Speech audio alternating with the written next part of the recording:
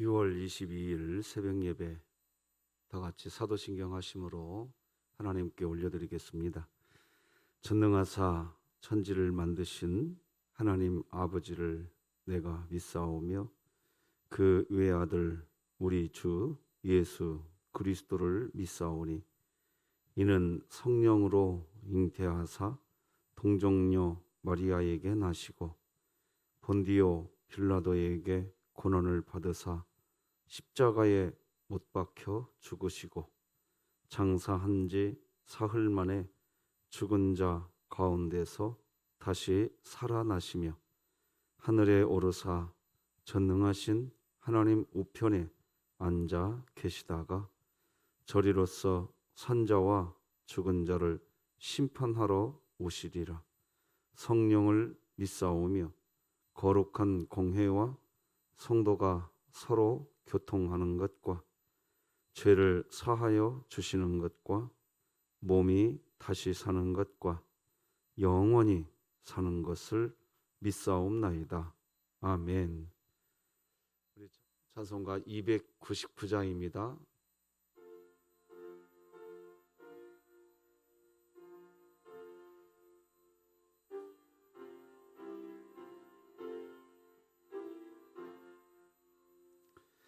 하나님 사랑은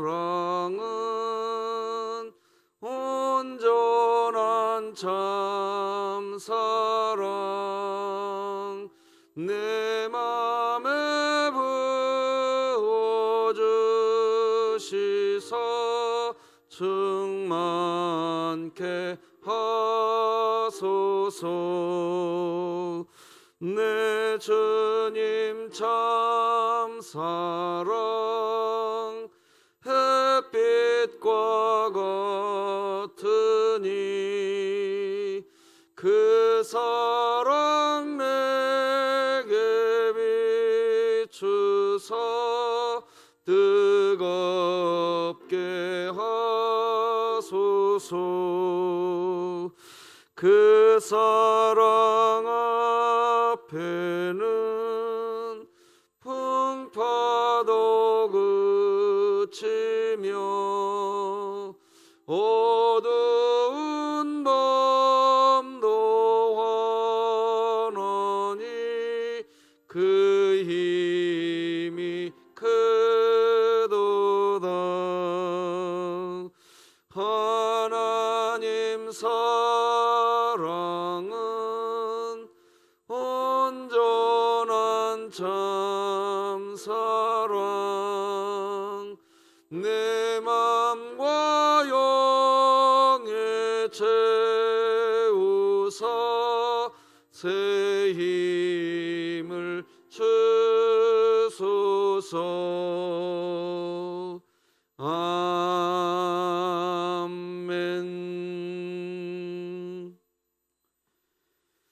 오늘 함께 나눌 하나님의 말씀은 구약성경 잠언 27장 14절에서부터 마지막 27절까지 저와 여러분이 한 절씩 교독하시겠습니다.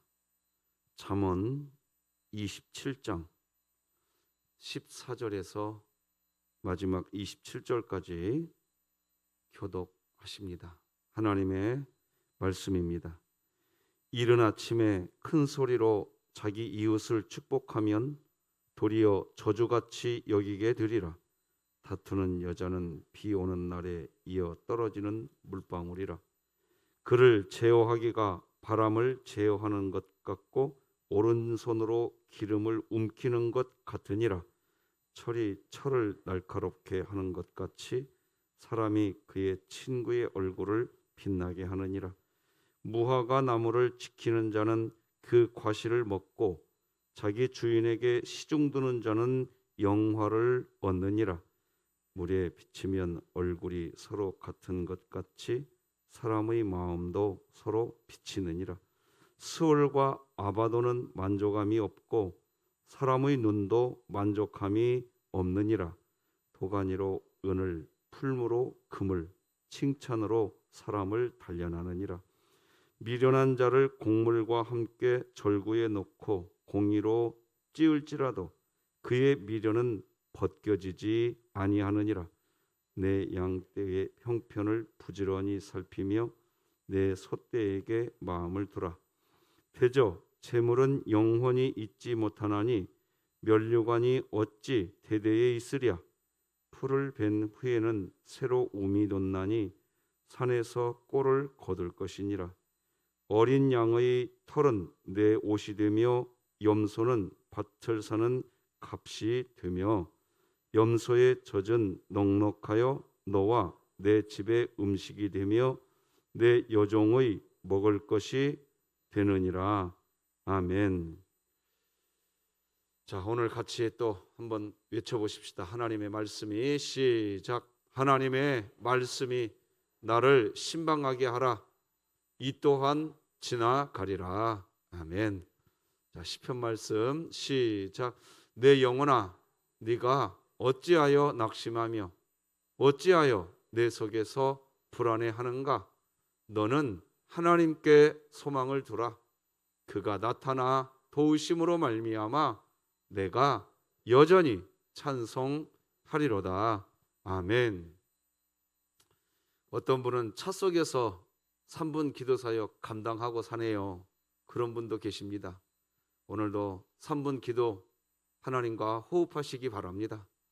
자, 오늘은 믿음의 타이밍에 의한 존재의 용기, 이런 제목으로 하나님 말씀 나누겠습니다. 어제 우리는 사랑으로 충만한 믿음을 이야기했습니다. 믿음을 가지되 사랑으로 충만한 믿음을 가져야 그런 믿음이 심령이 가난해진다고 말씀 나눴습니다. 하나님으로 충분한 그리스도인에게는 특징이 나타나는데 그 특징이 바로 마음이 가난한 자, 심령이 가난한 자가 되는 것. 그게 하나님으로 충분해지는 그리스도인이 심령이 가난해지는 겁니다. 마음이 가난해진다는 말의 의미는 뭡니까? 목마른 사슴의 상태라는 뜻입니다. 목이 마른 사람입니다. 무슨 일 때문에 목이 마르죠? 은혜의 목이 마르는 겁니다. 그래서 시냇물을 찾고 물을 찾던 사슴, 그런 사슴이기에 물을 마시게 될 때 물이 차갑든지 뜨겁든지 미지근하든지 그게 초점이 아닙니다. 물을 먹는 것이 감사가 됩니다. 심령이 가난한 그리스도인은 어떤 하나님의 말씀이 주어져도 아멘이 됩니다. 그 말씀을 받습니다. 심령이 가난한 사람은 그렇게 됩니다. 그런데 그렇지 않으면 왜 물이 차갑냐? 왜 뜨겁냐? 초점이 그것이 됩니다. 심령이 가난해지시기 바랍니다. 그게 무슨 믿음이냐? 사랑으로 충만한 믿음입니다. 하나님은 우리에게 하나님의 일을 하시기 전에 먼저 말씀해 주신다고 그랬습니다. 왜? 어제 말씀 기억나시죠? 왜 말씀하시지요? 하나님이 우리를 통해서 하시는 일은 때때로 아브라함이 아들 이삭을 제물로 바치듯 하는 그런 일들도 우리를 통해서 하십니다. 그런데 어찌 그게 쉬운 일입니까? 말하기조차 어려운 일입니다. 어떻게 아들을 제물로 바칩니까? 누가 할 수 있겠습니까? 그런데 어떻게 아브라함은 또 합니까? 그거를 사랑으로 충만한 믿음 아니면 아무도 못합니다. 신앙생활 하겠다고 시작을 해놓고도 야, 이게 신앙생활이었어? 어떤 분은 신앙생활을 하면서 하나님이 하시는 일에 관심이 없고 자기의 형통에만 관심이 있기 때문에 아브라함과 같은 하나님의 명령이 주어질 때 도망가 버리고 맙니다. 원망하죠? 불평합니다. 다투기밖에 안 합니다. 자기가 심령이 가난하면 그렇게 안 됩니다.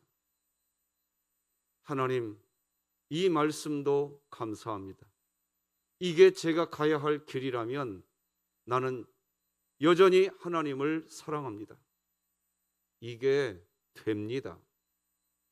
그런 그리스도인 되시기를 주님의 이름으로 축복합니다. 하나님의 말씀을 감사함으로 받는 거죠. 그렇게 하나님의 말씀을 감사함으로 받게 되면 타이밍을 맞춥니다. 타이밍을 맞춘다는 것은 된다는 의미입니다. 뭐가 되냐?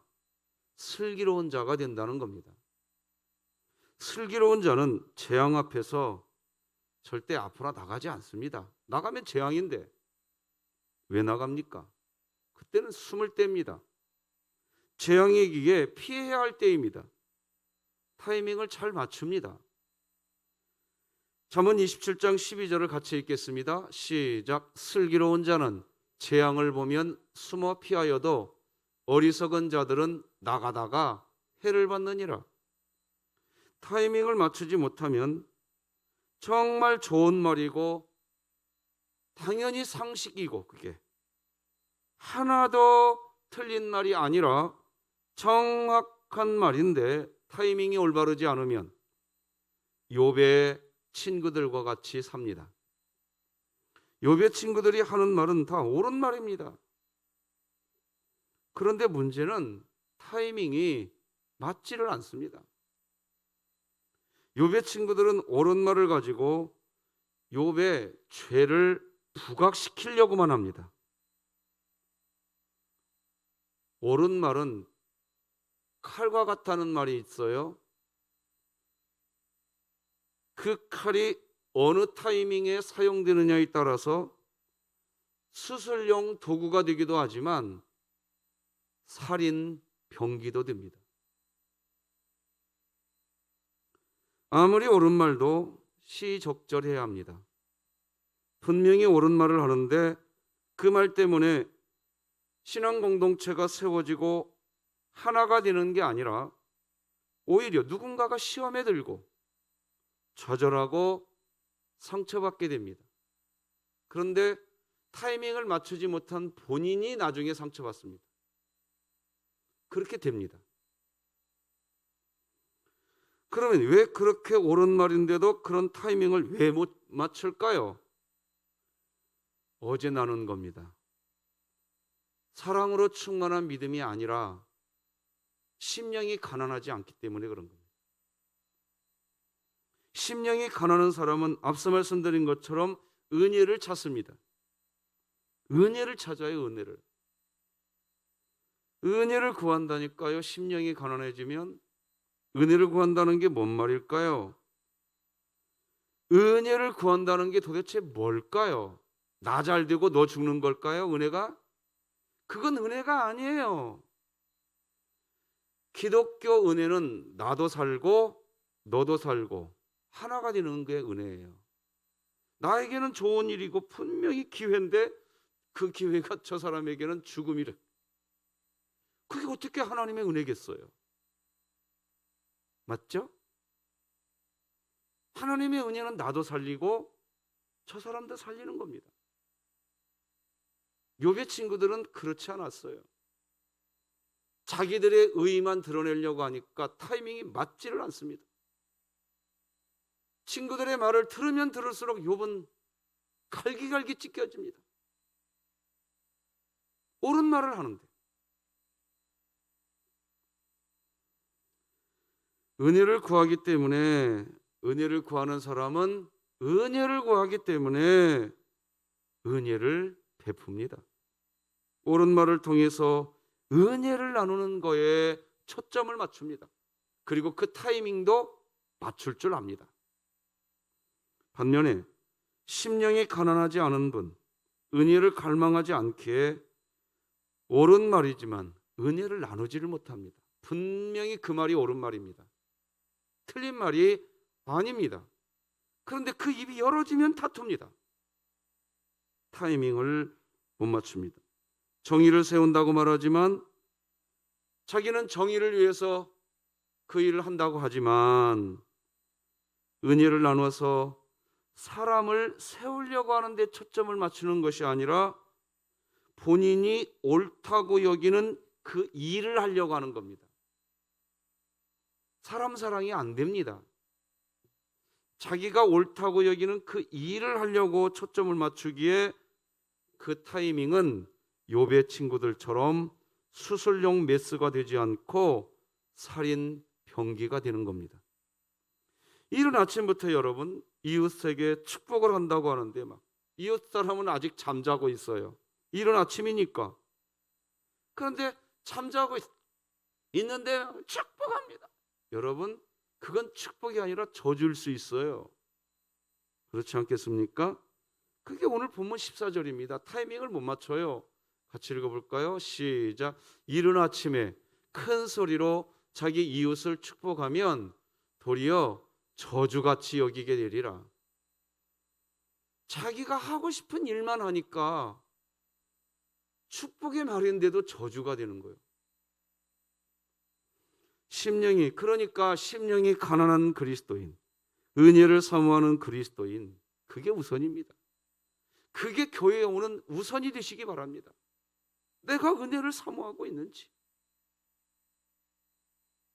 그게 내 마음의 첫 번째 초점이시기를 바랍니다. 그렇지 않으면 욥의 친구들처럼 된다니까요. 타이밍을 잘 맞추는 그리스도인은 어디를 가도 화평을 이루고 화목을 세웁니다. 하지만 타이밍을 맞추지 못하는 것은 심령이 가난하지 않기에, 마음의 상태가 은혜를 사모하는 상태가 아니기에 옳은 말, 정의로운 말을 한다고 하지만 그 사람은 사람을 세우지 못해요. 자기가 하고 싶은 옳다고 여기는 그 일만 하려고 그래요. 잠언은 그런 인생은 미련한 인생이라고 하는 겁니다. 악인이라고 하는 거예요. 심지어 오늘 본문은 비 오는 날 물방울과 같다, 그런 인생을 설명합니다. 15, 16절 같이 한번 읽어볼까요? 시작. 다투는 여자는 비 오는 날에 이어 떨어지는 물방울이라. 그를 제어하기가 바람을 제어하는 것 같고 오른손으로 기름을 움키는 것 같으니라. 여러분 여기 15절 좀 보세요. 다투는 여자는 비 오는 날에 이어 떨어지는 물방울이라고 합니다. 여러분 비 오는 날 한번 생각해 보세요. 많은 물방울이 떨어집니다. 많은 물방울이 떨어지죠, 비 오는 날. 그러니까 자신은 지금 이 상황에서 꼭 해야 하는 말을 자기가 한다고 말을 합니다. 근데 은혜를 사모하지 않는 사람은 타이밍을 못 맞추기 때문에요, 은혜를 생각하지 않고 그저 옳은 말이기에 지금 해야 한다고 이야기합니다. 타이밍을 못 맞춰. 그러니까 그런 식으로 하게 되는 말은 비 오는 날, 여러분 비 오는 날 다시 말씀드리지만 셀 수 없는 물방울 중에 하나일 뿐이라는 겁니다. 자, 그리고 그 물방울이 이제 땅에 툭 하고 떨어지는 순간 물방울이라는 결정체는 사라져버립니다. 맞죠? 사라져버려요.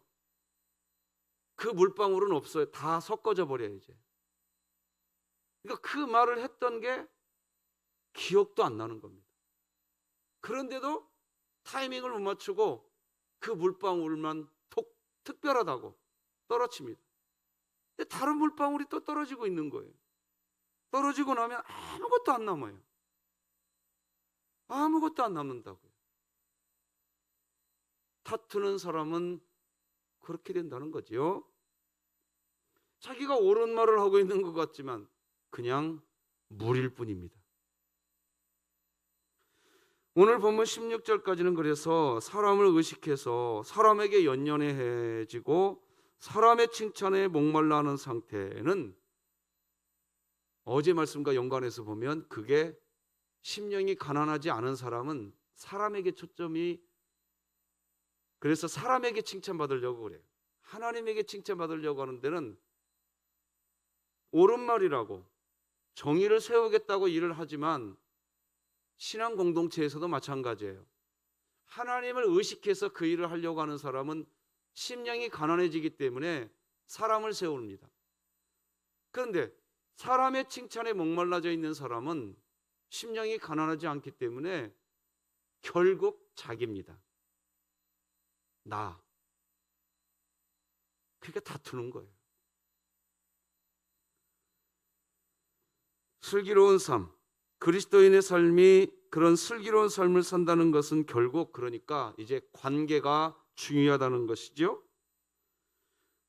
내 심령이 가난해지고 내 믿음이 사랑으로 충만한 믿음이면, 지금 잠언 27장은 사랑으로 충만한 믿음에 대한 이야기거든요. 심령이 가난한 자에 대한 이야기예요. 잠언 27장은. 그래서 그런 사람은 관계가 좋아집니다. 갈수록 좋아져 가요. 그거 하나만 봐도 알아요. 누가 옳은 그리스도인이고 누가 악한 그리스도인인지 그냥 뭐 다 보이잖아요. 이렇게. 여러분, 심령이 가난해지시기 바랍니다. 관계가 중요해요. 하나님께 뿌리를 두는 인생은 그냥 그렇게 됩니다. 은혜죠. 왜? 하나님으로 충분해지기 때문에 사람은요, 뭔가 가슴이 채워져야 돼요. 무엇이 되었든 이게 채워져야 잠이 오는 게 사람이에요. 근데 무엇으로 채워져 있냐 이게. 이 가슴이 어떤 사람은 돈으로 채워지고요, 어떤 사람은 명예로 채우려고 하고요. 하여간 이 가슴은 뭔가 채워져야 됩니다. 사람에게는. 근데 그리스도인이라는 것은 하나님으로 충분해지는 사람은요, 다른 게 필요 없어요. 그러니까 사랑하게 되는 거예요.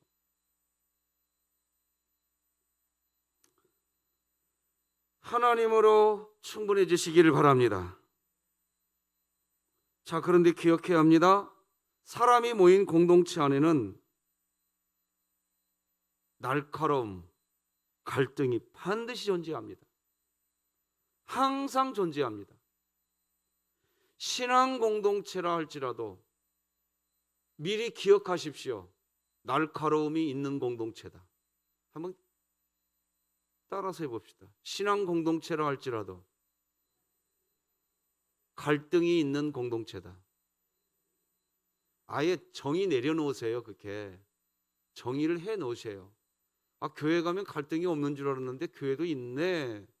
그 순간 자기가 시험 들어요. 왜 교회, 아니 목사님 그 말이 됩니까? 그건 신앙 공동체잖아요. 어떻게 신앙 공동체 안에 갈등이 있어요? 당연히 어떻게 그렇게 생각하라고 그러세요? 여러분 아시잖아요. 예수님이 나는 의인을 부르러 온 게 아니다. 나는 이 세상에서 죄인들을 불러다가 모아놓는, 죄인들을 불러다가 공동체 만들려고 왔다고 그랬어요. 그러니까 세상에서 예수님이 봐서도 죄인일 정도면 얼마나 죄인이냐 말이에요. 죄인들 불러다 놨다니까요. 우리 같이 읽어봅시다. 마가복음 2장 17절 시작. 예수께서 나는 의인을 부르러 온 것이 아니요 죄인을 부르러 왔노라. 죄인을 다 갖다 모아놨다니까요. 그러니까 신앙 공동체도 갈등이 있는 공동체라고 미리 결정 내려놓으세요. 그러니까 갈등이 있는 공동체인데 그 사람을 본단 말이에요. 그러니까 자기가 타이밍을 못 맞춰요. 그런 공동체니까 하나님을 바라보면서 그 공동체를 세워가야 되는 거예요. 그래서 슬기로운 그리스도인은 기억해야 하죠. 바로 그리스도인의 신앙은 광야, 즉 갈등 속에서 성장하는 거. 이것을 존재의 용기라고 하는 거예요. 이 존재의 용기를 좀 설명할게요. 이제부터. 존재의 용기가 뭘까요? 용기란 그럼에도 불구하고 라는 성격을 내포합니다. 그래서 진정한 용기를 확인하는 가장 중대한 시험은 가장 위대한 희생, 즉 자기 자신의 목숨을 희생할 준비가 되어 있는지에 관한 거예요. 예를 들면 이런 거죠. 군인은 전쟁에 참여하기 전 서약을 통해 언제나 그러한 희생을 치를 준비를 하도록 요구받게 되며 희생을 치르더라도 참전하겠다고 다짐합니다. 이것이 바로 군인으로서의 존재의 용기입니다. 마찬가지입니다. 참 그리스도인이 되고 싶다면 자연스럽게 존재의 용기가 우리 마음에 새겨지게 됩니다. 자, 지금 드리는 메시지 다시 설명합니다. 여러분의 마음속에서 내가 진짜 그리스도인이 되고 싶다, 이것이 거짓말이 아니고 꾸밈이 아니고 나의 포장도 아니고 내 진솔한 고백이라면, 그렇다면 존재의 용기가 마음에 새겨집니다. 그런데 가짜라면 안 새겨집니다. 예를 들면 이런 겁니다. 그리스도인의 용기가 세워진다는 것은요, 여러분의 이름이 있죠. 제 이름도 박충권이라는 이름이 있죠. 존재의 용기가 세워진다는 건 뭐냐?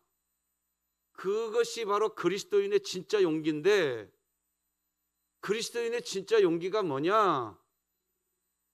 오늘 하루 살아갈 때 그냥 박충권으로 살아가는 게 아니라 그리스도인으로 살아가고 싶어집니다. 그러면 그 사람은 존재의 용기, 그리스도인이라고 하는 존재의 용기가 그 사람 마음속에 새겨지고, 그 사람이 무엇을 고백하느냐? 사나 죽으나. 누구를 위해 살겠다고 고백합니까? 그렇게 고백합니다. 그렇게 고백이 되면 이런 일도 생기고 저런 일도 생겼을 때 흔들리지 않아요. 왜? 나는 이미 결정됐거든요. 누구를 위해 살겠다고? 주를 위해 살겠다고 결정이 돼 있거든요. 그냥 박충건으로 살면 그 용기, 그러니까 교회 안에서도요, 내가 진짜 그리스도인이 될 거야 해놓고서도 그냥 자기 이름으로 살아. 절대로 그 사람 존재의 용기, 그리스도인의 용기 드러나지 않습니다. 자기 좋으면 좋고 싫으면 싫은 겁니다. 그냥. 뭐 제가 이해되시죠? 존재의 용기가 이 정도 설명해 드리면, 예레미야 선지자가 그랬다니까요. 존재의 용기, 그리스도인의 용기예요. 하나님의 명령에 순종하면 순종할수록 자기에게 돌아오는 것은 조롱과 비아냥, 손가락질이었습니다. 멸시였어요. 이 사명을 포기하고 싶은 마음도 있었어요. 그런데 이 존재의 용기가 가슴에서 마요. 그리스도인의 용기가 가슴에서 불일 듯 일어납니다. 자, 우리 같이 읽어볼까? 예레미야 20장 9, 10, 11 시작. 내가 다시는 여호와를 선포하지 아니하며 그의 이름으로 말하지 아니하리라 하면 나의 마음이 불붙는 것 같아서 골수에 사무치니 답답하여 견딜 수 없나이다. 나는 무리의 비방과 사방이 두려워함을 들었나이다. 그들이 이르기를 고소하라, 우리도 고소하리라 하오며 내 친한 벗도 다 내가 실족하기를 기다리며 그가 혹시 유혹을 받게 되면 우리가 그를 이기어 우리 원수를 갚자하나이다. 그러하오나 여호와는 두려운 용사 같으시며 나와 함께 하심으로 나를 박해하는 자들이 넘어지고 이기지 못할 것이오며 그들은 지혜롭게 행하지 못함으로 큰 치욕을 당하오리니 그 치욕은 길이 잊지 못할 것이니이다. 사실은 예레미야 자기가 죽어가고 있어요. 지금 자기가 비방받고 있다고요. 그런데 그리스도인의 용기가 있는 거예요. 이 속에 그리스도인이라고 하는 존재의 용기가 있는 거예요. 예레미야로 살지 않아요. 그리스도인으로 사는 거예요. 이게 내 안에 내가 사는 게 아니요 예수 그리스도가 사는 것이라. 할렐루야. 그 뭐 이런 일 생기고 그런 거 맨날 누가 갈짓자 그리냐? 나로 사니까 그래, 나로. 그리스도인으로 사셔야 돼요. 이래서 안 했다, 저래서 저랬다. 맨날 상황 얘기만 합니다. 다른 사람 얘기만 해요. 여러분, 이제 우리 진흥교회가 이 코로나 시대에 분명해져야 됩니다. 상황은 지금 예배 드릴 수도 없는 상황이잖아요. 그런데 어떻게 이렇게 예배가 드려지냐 이거예요. 우리 안에 용기가 있는 거예요. 할렐루야. 예레미야 선지자는 분명히 갈등과 모욕, 치욕의 현장에 놓여 있는데, 그런데 그런 날카로운 요소들 때문에 더 강한 그리스도인이 됩니다. 그 내용이 오늘 본문 17절이죠. 같이 읽어봅시다. 시작. 철을 날카롭게 하는 것 같이 사람이 그의 친구의 얼굴을 빛나게 하느니라. 예레미야가 왜 이렇게 성경책에 대선지자로 성경책에 기록될 수 있었어요? 예레미야 인생에 철이 있었던 거예요. 그 철이 예레미야라고 하는 철을 더 날카롭게 만든 거예요. 공동체 안에서 부딪히는 일이 발생해요. 누군가하고 자신의 마음에 눈물이 나는 일이 발생하기도 해요. 공동체 안에서 날카로운 철을 만나게 되죠. 그런데 그때 슬기로운 그리스도인과 악한 그리스도인이 구별됩니다. 그 날카로운 상황 때문에 존재의 용기를 가진 분이 계십니다. 그리스도인의 용기를 가진 분이 계십니다. 왜 그럴까요? 내 존재가 어떤 존재인지를 아는 사람이에요. 우리는 하나님의 자녀이고 새로운 피조물인 줄 아십니까? 아세요? 아셔야 돼요. 정체성 2개 있다고 그랬어요. 우리는 분명히 하나님의 자녀예요. 그러면서 동시에 죄인이에요. 이 2가지 정체성이 그리스도인의 정체성이라고요. 이게 돼 있으면 존재의 용기가 생겨지는 겁니다. 내가 하나님의 자녀인데 어떻게 허투루 행동할 수 없습니다. 내가 죄인이기에 교만할 수가 없어요. 겸손해져요. 다른 사람을 이야기하지 않아요. 예, 제가 주님 앞에 엎드리겠습니다. 이게 우선이 되지. 저 사람이 주님 앞에 엎드려야 내가 엎드립니다. 이게 아니라고요. 그건 그리스도인의 용기가 없는 거고 존재의 용기가 없는 거고, 더 근본으로 따져 들어가면 내가 누구인지도 모르고 그냥 교회 다니는 거예요. 그냥. 존재의 용기가 있는 사람은 은혜가 퍼져나가요. 은혜가 퍼져나가요. 여러분, 그리스도인으로서 홀로 서는 것도 중요해요. 때로는 홀로 설 줄도 알아야 돼요. 교회 안에서요, 항상 다른 사람하고 관계를 맺는 것도 교회 안에 정말 중요한 일이지만 사실은 홀로 쓸 줄 아셔야 돼요. 하나님과 나와 단독자로 쓸 줄 아셔야 돼요. 예배 시간이 그런 거예요. 예배 시간에는 단독자로 쓰셔야 돼요. 하나님 앞에서. 부모님, 엄마, 아빠도 아니에요. 친구가 아니에요. 내가 하나님과 만나야 될 줄로 믿으시길 바랍니다. 내 믿음으로 내가 구원받는 거예요. 하나님 앞에 홀로서기 하셔야 돼요. 그렇게 하나님 앞에서 홀로서기를 하시면서 내 가슴에 은혜가 채워질 때 공동체 관계 속으로 들어가게 되는 거예요. 은혜가 퍼져가요. 타이밍을 맞추죠. 그런 사람은 옳은 말이라고 해도 이제는 은혜가 먼저가 돼요. 타이밍을 도무지 못 맞추고 자기가 하고 싶은 일만 한다니까요. 다 자기예요. 자기. 끝까지 자기예요. 그러나 하나님과 단독자로 서보면 은혜를 알기에 사람이 보입니다. 타이밍을 맞추게 됩니다. 겸손해지죠. 성도님, 오늘 저녁에 잠깐 저랑 차 한잔 하실 수 있을까요? 하고 타이밍을 만들어 가요. 타이밍을 못 만드는 사람, 은혜를 모르는 사람은 그냥 죄를 드러내는 것이 목적이야. 죄를 드러내는 거.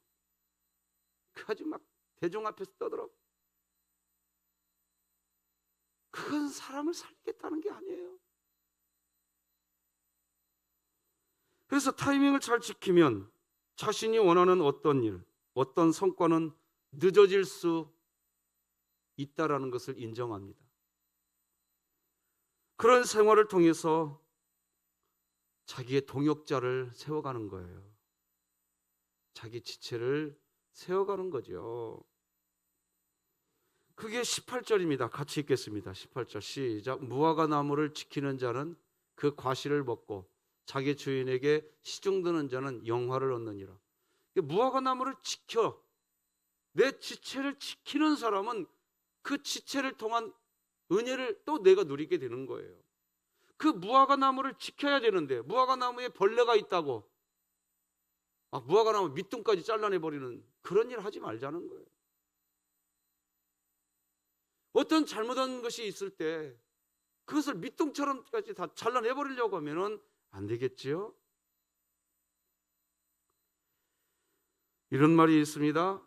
그리스도인에게는 골방도 필요하고 광장도 필요하다. 골방에서 하나님과 만나고 은혜로 채워지고 광장에서 사람하고 만나게 될 때 그 은혜가 나눠지는 인생, 바로 그리스도인의 인생입니다. 아멘입니까? 그리스도인의 믿음은 혼자 있으면 사실 성장하지 않아요.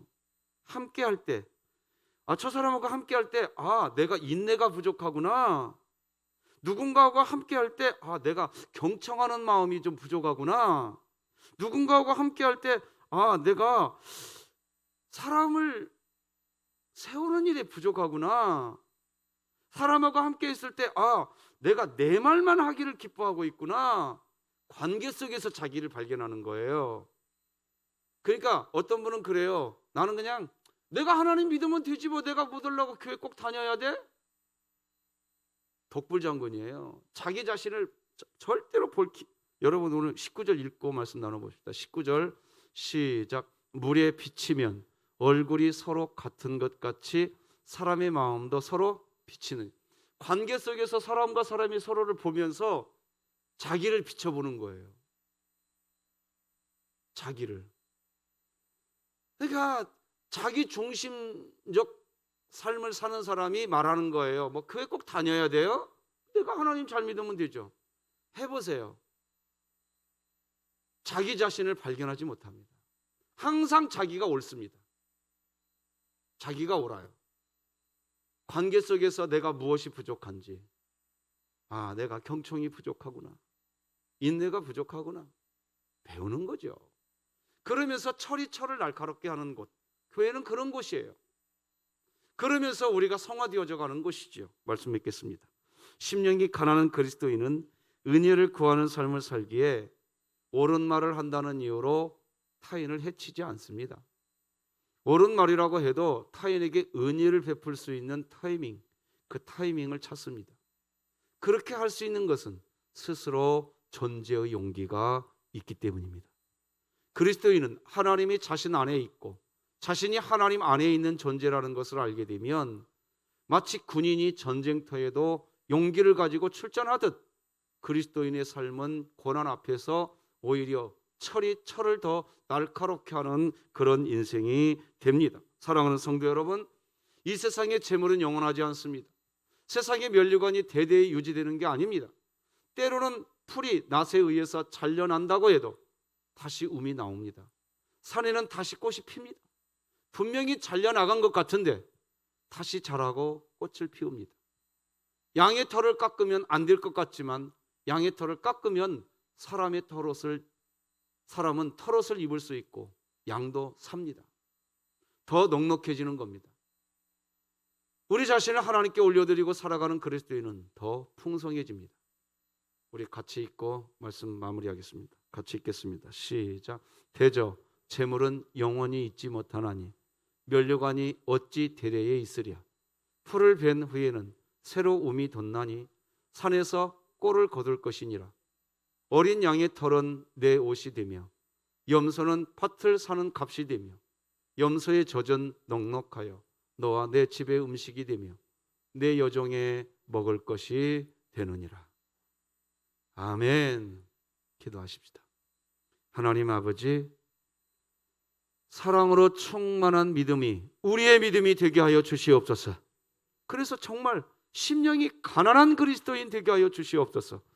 은혜를 사모하게 하여 주옵시고 은혜를 나누게 하여 주시어서 하나님을 사랑하게 되어지고 사람을 사랑하게 되어서 내 자신의 신앙이 존재의 용기로 커져가고 신앙 공동체의 화목을 이루어가는 저희들 되게 하여 주시옵소서. 예수님의 이름으로 기도드립니다. 아멘.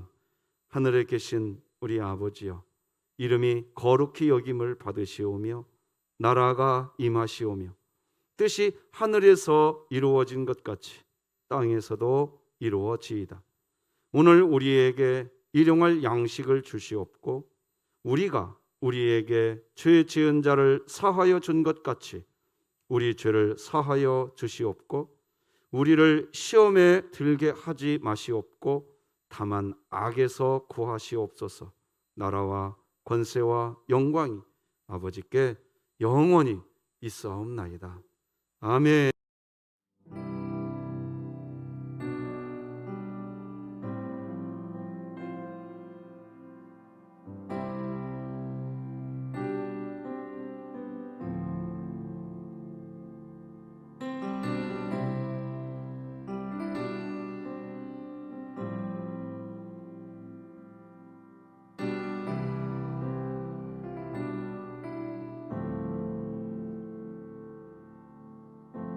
내 안에 가장 귀한 것 예수를 알미라.